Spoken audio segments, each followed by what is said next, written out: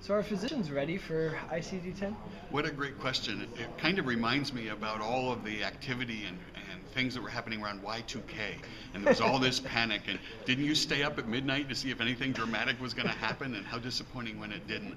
There's a lot of fear mongering going on by people who are getting all upset about ICD-10.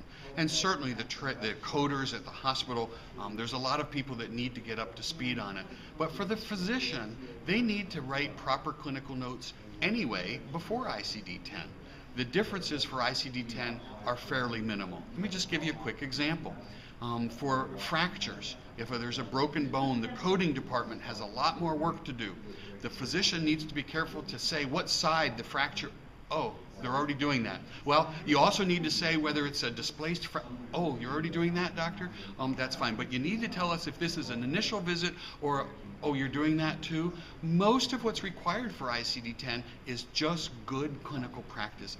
There's a few things, there's a few subtleties that you might need to know: asthma, diabetes, bone fractures that might be just ever so slightly different. But the discrepancy, the difference for the physician between ICD-9 and ICD-10 is not that big.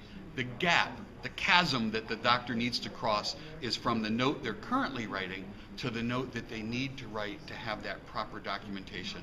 But the additional information for ICD-10, not that great.